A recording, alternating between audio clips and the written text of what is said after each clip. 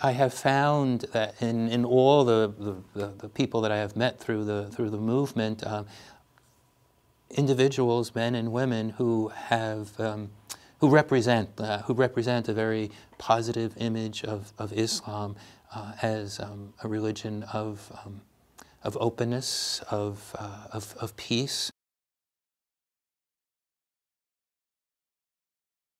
In all the people that I have met,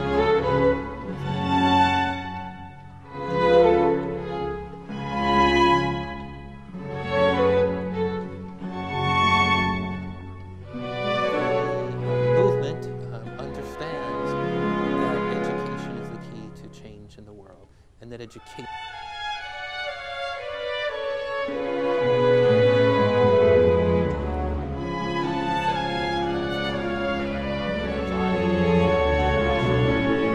sense of hope.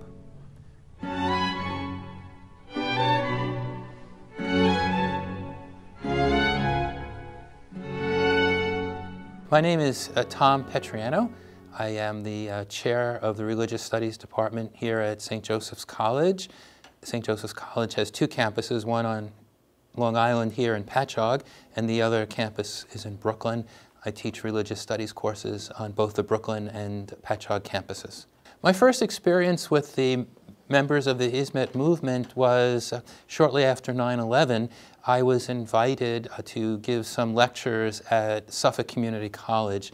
There was a real concern among colleges, professors in different colleges and clergy, a real concern that there was tremendous misunderstanding about Islam, especially in the wake of 9/11. And I was invited to give some lectures about Islam at Suffolk Community College. And while I was giving the lectures there, they weren't courses, they were just lectures in the evening for students. But in attendance were a number of students at Suffolk Community College, and I discovered after that some of the members of the Hizmet Movement. I think my first contact was with Mr. Sadri Altanak, and he had been in attendance with some of the Suffolk Community College students, and they were very active participants in the lectures that I gave, asking questions, promoting some dialogue after the lectures. And that was the beginning of a wonderful friendship, really, with Sadri and the members of what at that time was known as the Turkish Cultural Center on Long Island. My view of the movement has been very positive. My first encounter really was not with it as a movement, but with individuals who were Muslims and who were very concerned about the misunderstandings about their religion that were very prominent in this country after 9/11. And my first contact at Suffolk Community College was with people that I felt opened themselves to me and wanted to promote a better understanding of their religion. From those meetings, I was invited, students were invited to friendship dinners that they sponsored, and I came to know more about the movement, I came to know more about the teachings of Fethullah Gulen and his writings, which they shared with me, and I saw in the ideals and the principles of the movement, ideals and principles that I very much believed in: interfaith dialogue, tolerance, mutual understanding, openness to people of other faiths, learning from other faiths. So these were friendship as the basis of dialogue. These were all the principles that I believe in and try to teach in my classes, and we were just sort of natural friends, really, because of that the common vision and values we had. I have found that in all the people that I have met through the movement, individuals, men and women, who represent a very positive image of Islam as a religion of openness, of peace, of love, of understanding. All those values I have met in the individual members of the movement. They have always been gracious, hospitable, inviting students and faculty to their homes for iftar dinners, to friendship dinners. I feel like I am in the company of brothers and sisters, even though we are of different faiths, you know, and that's a wonderful thing to experience. It really is. There is still misunderstanding, and there is still suspicion that people of different faiths have toward each other. I think we've made some progress, but I think we cannot stop now. We need to continue to promote understanding through education. I teach the Islam course, I teach the Religions of Abraham course, I teach a course, a survey course on world religions. And all three of those courses, I always begin by putting three words on the board. And the first word is ignorance. And then I write ignorance equals fear equals violence. That when we do not know, we fear. We fear what we do not know. And when we have fear, we become hostile and we become violent toward what we fear. So it all goes back to ignorance, which can only be changed through education.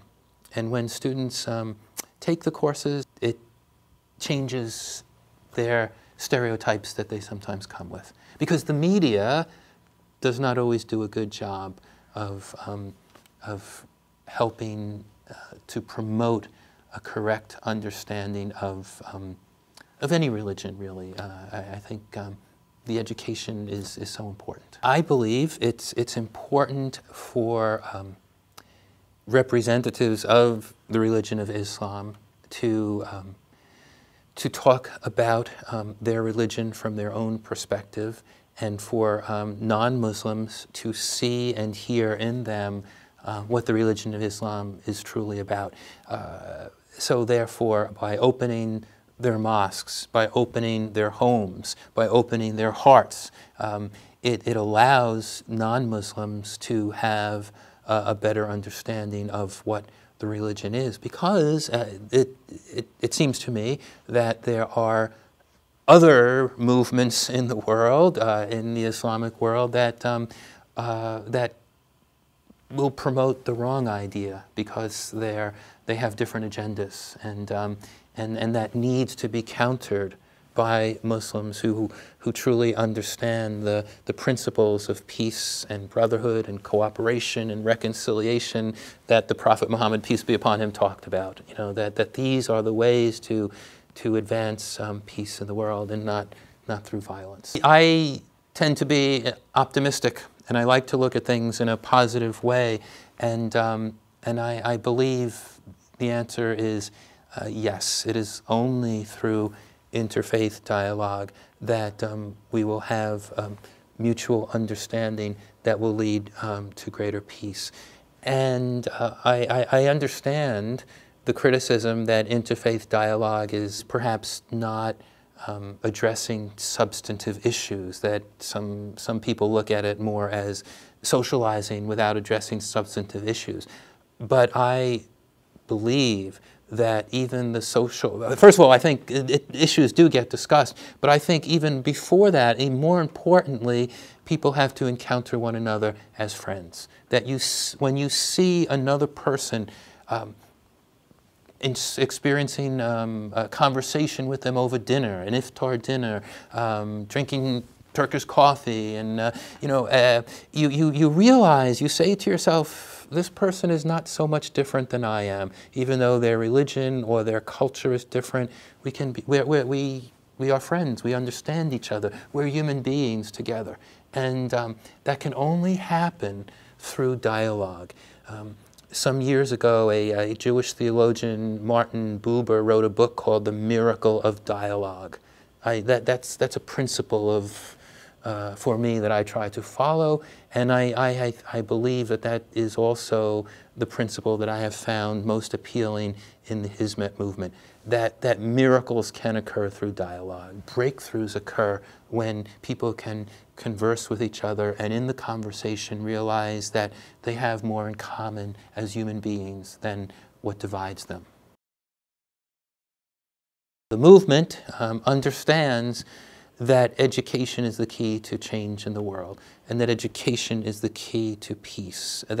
And not just religious education, and as I understand the Hizmet movement, it promotes the education in the broadest sense. That education will make people's lives better, education will help people overcome ignorance and stereotypes and misunderstanding.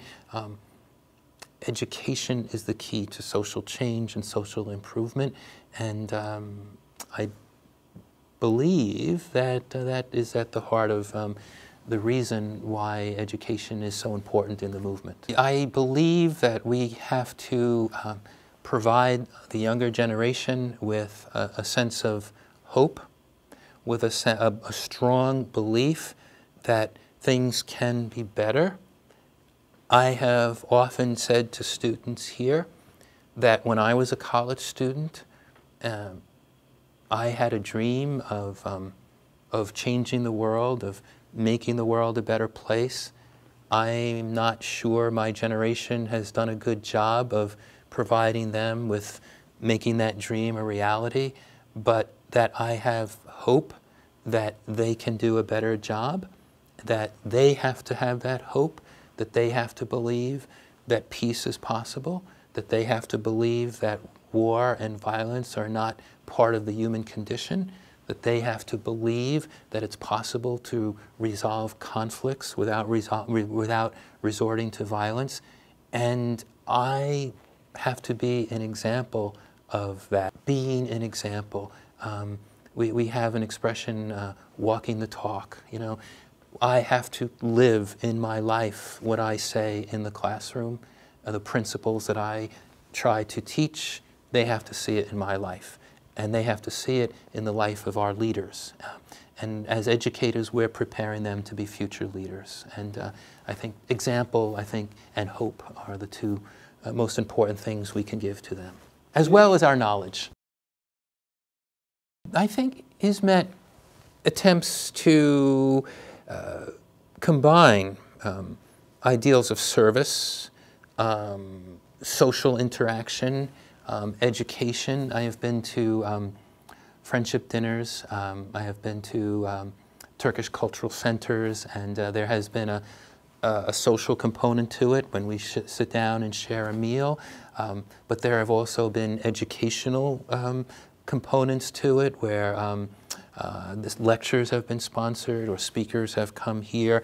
So the social and the educational, and I know that members of different local Hizmet groups were active after the Hurricane Sandy that we had here, if I can use that as an example, in helping the communities that were hardest hit by that hurricane. The three go together. I think the social, the educational, the service are all of one piece. And I don't think, as I've experienced Hizmet, it's one or the other. It integrates all of them together. The way I view the Hizmet movement is it is one that is based upon understanding, much more than just tolerance of being able to accept that there is difference, but actually reaches out to look for those things that make us more alike than we are different. Within the Hizmet movement, there is a lack of wanting vengeance for the past or aggression in the present. It is a peaceful movement, and that becomes very important witness to our American society.